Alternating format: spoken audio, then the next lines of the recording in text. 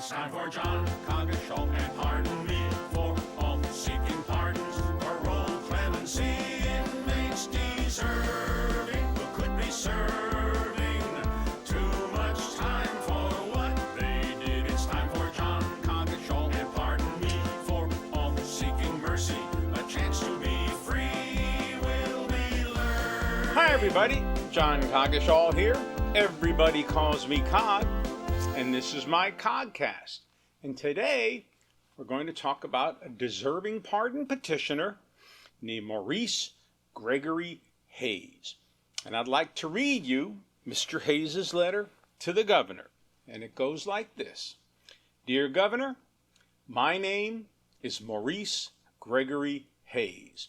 I am currently incarcerated at Lawrenceville Correctional Center, and I am humbly asking for clemency. I was convicted of numerous non-homicide, breaking and entering, and robbery charges and sentenced to 25 active years. I've completed just about 10 years, with almost a decade and a half remaining to serve. I am asking for a pardon for multiple reasons. The most important reason is for my 2 children. I never realized the importance of having a father figure in one's life. It was only after the passing of my biological father, along with being incarcerated for a few years, that this realization affected me. Although I was physically of age when I conceived my first child, I was not of age mentally. This forced me to grow up in a confusingly fast manner.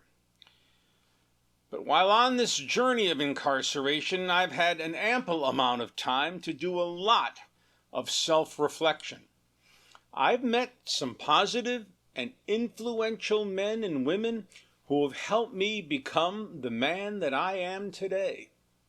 I consider it a blessing to have been so fortunate to find and to have crossed paths with some of the people I have encountered. I look at it as if they are beacons of light in a very, very dark place. I look at the word rehabilitate as one of the foundational goals of incarceration. However, one has to want to rehabilitate in prison. One has to make that path towards becoming a better human being. Many men in here wear their time like handcuffs instead of making good use of it.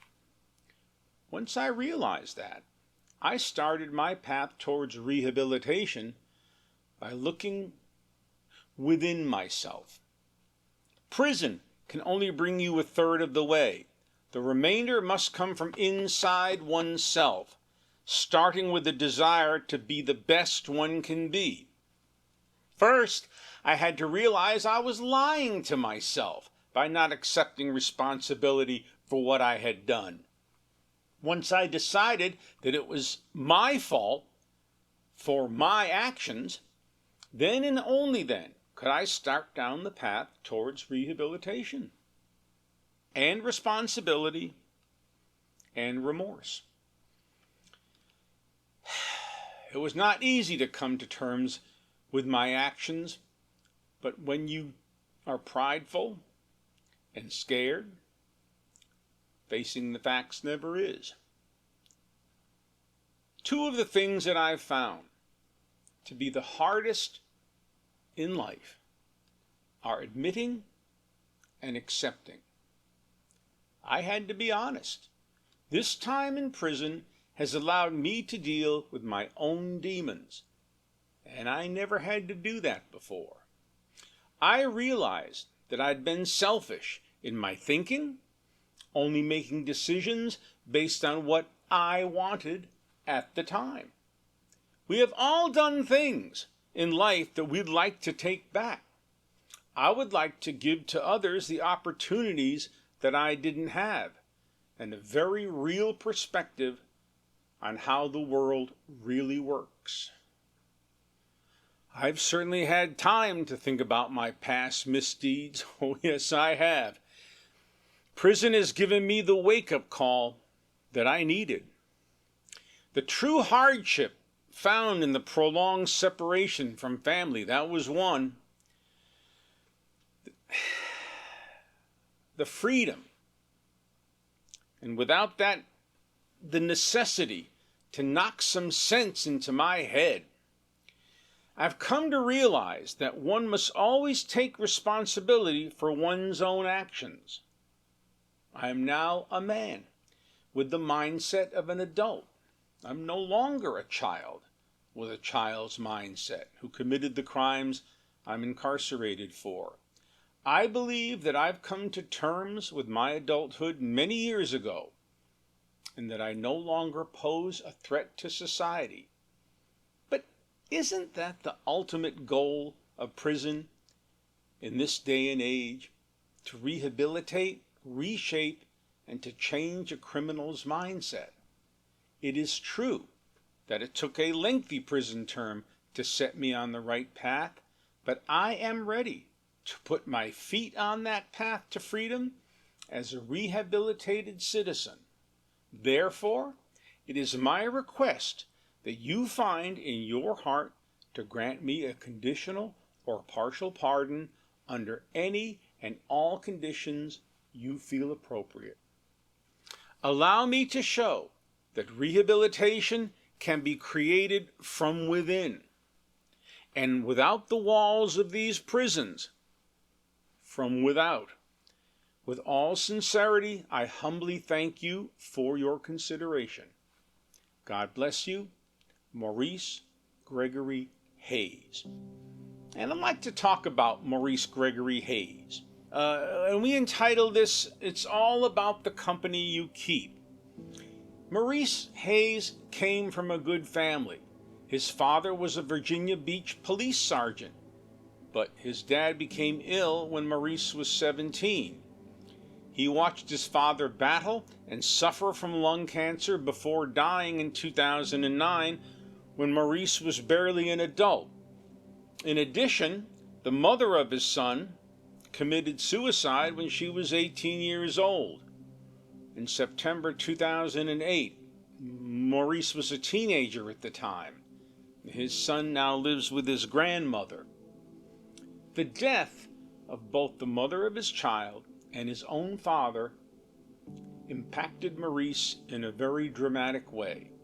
He went from a good student, an athlete, playing a variety of sports, and a freshman, sophomore community college attendee with steady employment, to a drug user who hung out with known blood gang members.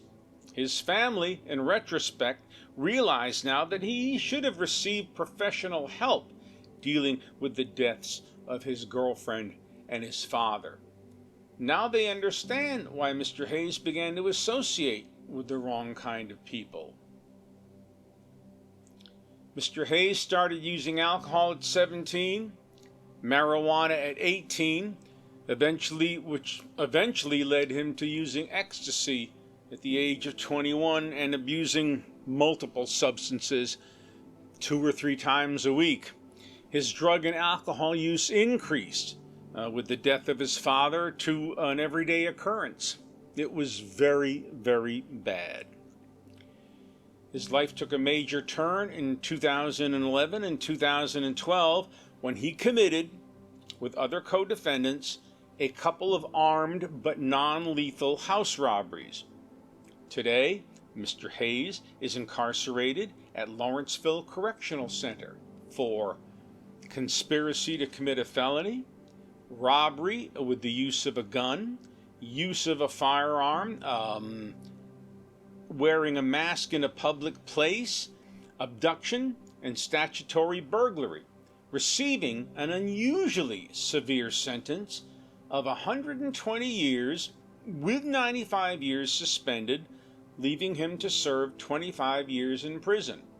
He has served about 10 years towards that sentence.